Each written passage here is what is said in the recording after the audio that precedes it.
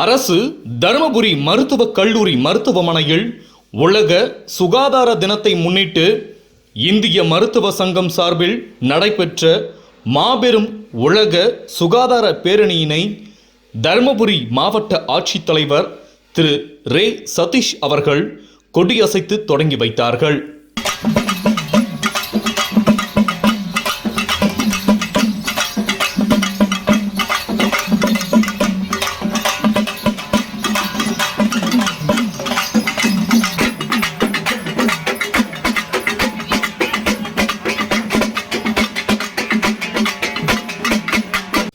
அரசு தருமபுரி மருத்துவக் கல்லூரி மருத்துவமனையில் உலக சுகாதார தினத்தை முன்னிட்டு இந்திய மருத்துவ சங்கம் மற்றும் ஸ்ரீ விஜய் வித்யாலயா செவிலியர் கல்லூரி சார்பில் உலக சுகாதார விழிப்புணர்வு சாலை பேரணியினை மாவட்ட ஆட்சித்தலைவர் திரு ரே சதீஷ் அவர்கள் இன்று 9/4/2025 அன்று கொடியசைத்து தொடங்கி வைத்தார்கள்.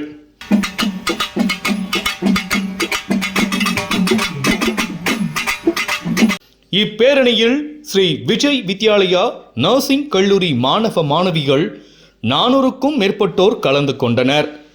சாலை பாதுகாப்பு, வளர் இளம் குழந்தைகளின் ஆரோக்கியம் மற்றும் பாதுகாப்பு, போதைப்பொருள் தடுப்பு விழிப்புணர்வு, காசநோய் விழிப்புணர்வு, இரத்தம் மற்றும் உடல் உறுப்பு தானம் உள்ளிட்டவை குறித்த விழிப்புணர்வு வாசகங்கள் அடங்கிய பதாகைகளை கைகளில் ஏந்தி விழிப்புணர்வு ஏற்படுத்தினர்.